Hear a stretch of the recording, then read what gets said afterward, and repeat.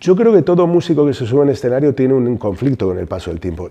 Incluso todo artista. Yo creo que casi toda la expresión artística resulta de el empeño por enfrentarse al paso del tiempo. Es una forma de rescatar del olvido ciertas experiencias que de alguna manera te marcaron y que no quieres que se lo lleve el olvido. Y el olvido es el tiempo, el paso del tiempo, uno lo identifica inevitablemente con el olvido, ¿no? El paso del tiempo y la memoria van íntimamente ligados, ¿no? Y yo creo que quizá en ese sentido, quizá por eso te asalta tu conflicto con el paso del tiempo, te asalta desde muy joven. Las canciones más emblemáticas sobre el paso del tiempo se escriben en edad muy temprana. Paul McCartney tiene 21 años cuando escribe Yesterday. Y yo en mi primer disco escribí una canción que se llama Vértigo, que habla eso, de la fugacidad de las cosas. Entonces el paso del tiempo siempre está ahí. Yo creo que cuando tienes 50 años dices, joder, qué rápido pasa el tiempo, pero por otro lado dices, y la de cosas que aún nos quedan, ¿no? Y la de cosas que aún nos quedan, esa sensación de que aún te quedan muchas cosas por hacer, muchos planes, muchas promesas por cumplir. Empecé a hacer canciones porque me crié en un entorno en que se escuchaban cantautores, en el tocadiscos de mi padre se escuchaban cantautores, en el radiocassette del coche se escuchaban cantautores. Veníamos mi padre es periodista, siempre la sobremesa siempre se hablaba de política, mis tíos, los amigos de mi padre y nosotros éramos muchachos, mis hermanos y yo inquietos, que queríamos sentarnos en la mesa de los mayores desde el minuto 1 porque queríamos escuchar y queríamos participar. Entonces siempre se ha hablado, entonces he crecido en ese contexto, en un contexto además en un barrio que también marca conciencia de clase, que como es Vallecas, un barrio a la periferia que está formado por emigrantes venidos de todo el interior del país que buscaban un futuro mejor para sus hijos, en un barrio con calles de barro y con retrete compartido, donde no había cloacas y con casas construidas por sus propios habitantes, con sus propias manos, en la periferia de Madrid, con todo lo que conlleva vivir en la periferia. Entonces, yo vengo de ahí, vengo de una familia en la que el abuelo paterno es un represaliado de la guerra, porque perdió la guerra civil, estuvo en el bando de los perdedores en la guerra civil, no le daban trabajo y tenía que hacerse 50 kilómetros en bicicleta todos los días para ir al Tajo, al trabajo, a la obra donde le dieran trabajo. Todo eso de alguna manera me ha marcado y he sido educado en la memoria en ese sentido, ¿no? Recuerda de dónde vienes, ¿no? Entonces, y recuerda que el privilegio, sé consciente del privilegio en el que vives. Entonces yo soy consciente del privilegio en el que vivo. Y vivo con esas contradicciones, con la contradicción de tener una conciencia social clara y política, un compromiso político claro y con unos privilegios que, bueno, pues que te sitúan en un lugar a veces incómodo.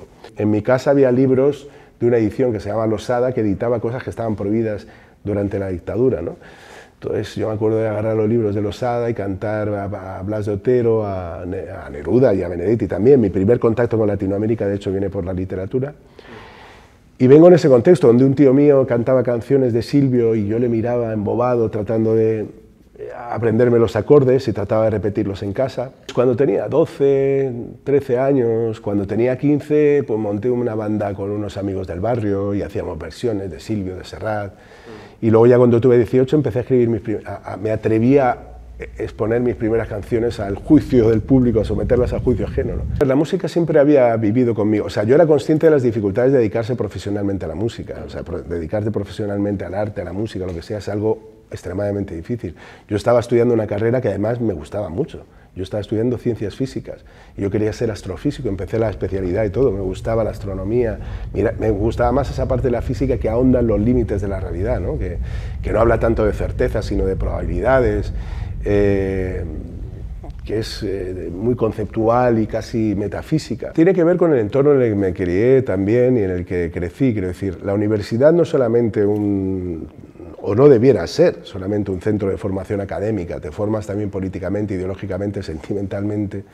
Y en ese contexto, yo te hablaba de cómo la poesía me conecta con Latinoamérica, también los referentes culturales y también políticos, ¿no? Las Madres de la Plaza de Mayo son un referente que bien conocido ahí, la lucha por los derechos humanos en toda Latinoamérica es un referente de lucha que incorporamos también a nuestro ideario y sobre todo en un entorno universitario que tiene curiosidad y que mira mucho hacia Latinoamérica. Uno de los momentos más emocionantes de mi carrera quizá haya sido la ocasión en la que pude cantar no ya grabar con Mercedes Sosa, sino también cantar con ellos. Yo me acuerdo de un concierto que se dio en Mar del Plata en el aniversario de la ciudad, uno de los últimos conciertos que dio de hecho, y yo creo que fue uno de los momentos, claro, yo había escuchado tantas veces su voz, yo me acuerdo que mis padres tenían un casete de bobina abierta donde habían grabado un concierto de Mercedes Sosa de manera, yo creo, clandestina, con un micrófono puesto así al lado de un bafle, y yo dije, joder, las vueltas que da la vida, ¿no? De repente me veo cantando con ella.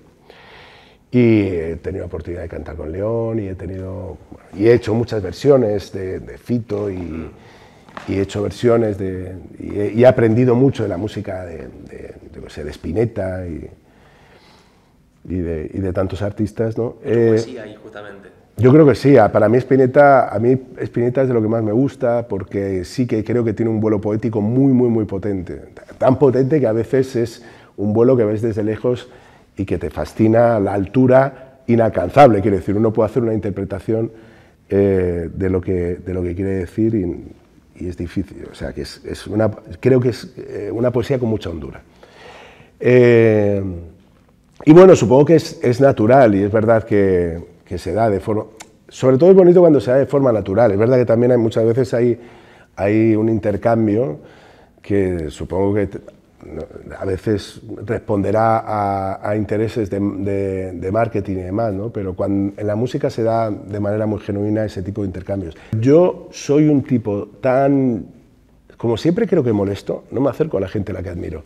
O sea, porque creo que... O sea, siempre... A mí me persigue el síndrome del impostor todo el rato. Yo creo que en cualquier momento alguien va a aparecer por detrás y va a decir, señor Serrano, abandone la sola, le hemos descubierto, es usted un impostor.